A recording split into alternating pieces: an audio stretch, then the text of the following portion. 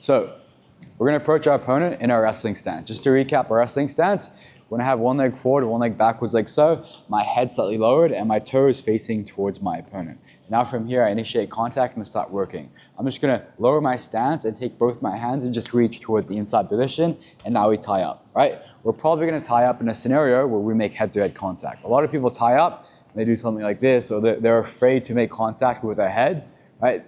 This is kind of not ideal and kind of retarded because now my opponent can start attacking me. So just use your head and make contact with your head, either head to head or head to shoulder. It's up to you. And now initial drill, we're just gonna practice moving my opponent around and creating movement. So from here, I'm gonna engage an inside to eyes and I'm thinking about using meat hooks and controlling the shoulder. So this is a concept the Penn State guys do very well. When they start breaking the opponent's stance, they think about turning and rotating their shoulders. So one middle finger is gonna hook on the inside of the armpit and the other hand is gonna push to the shoulder, and we can easily switch in between this stance. So as Raf takes his wrestling stance and is nice and strong, I'm gonna push him, think about turning the shoulders and circling. You can see how this is very discombobulating. You can start moving him around and breaking his stance. So when you're hand fighting, a good tool, just initially, turn the shoulders, read your opponent, just get in moving, and then we can start setting up our attacks from there. So we come out, we're in a wrestling stance. We'll lower our hands are low, and then we make contact towards the inside.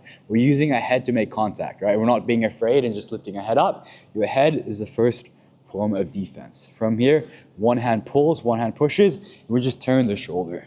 As he adjusts, we turn the other way, and now we can think about adding circle momentum as well. So if I want to draw the back leg, I turn and push, and I just circle, circle, circle, go the other way, and now I can start attacking and going for my other attacks, right? But your first step, just move your opponent, because once you break his stance and you start moving him, it's so much easier to attack him, right? If I try attacking my opponent when he's in stance, that's where he has down blocks, that's where he's very strong. If I simply turn the shoulders, even this, now the leg is available, now the back is available, and it's much easier to start attacking. Make sense? Yep, let's go, 3, 2, 1.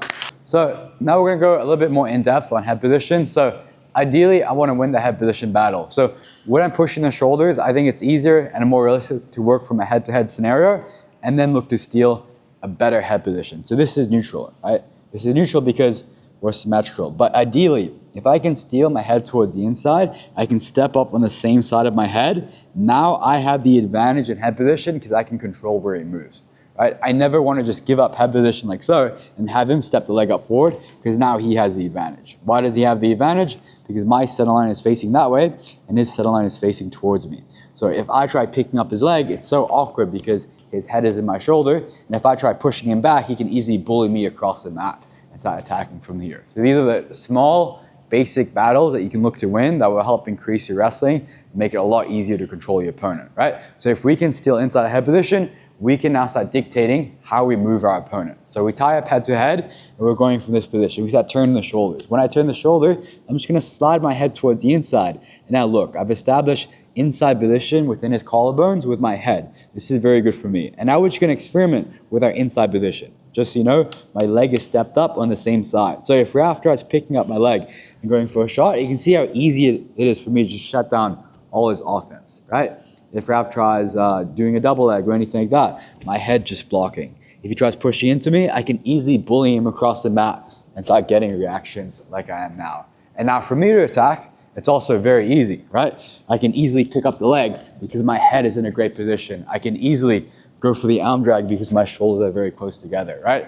So simply realizing just winning that battle will make your life a lot easier. And most people don't even know there's a battle head position. So if you win it, they'll just give it to you and then you're working from an advantage. Yep.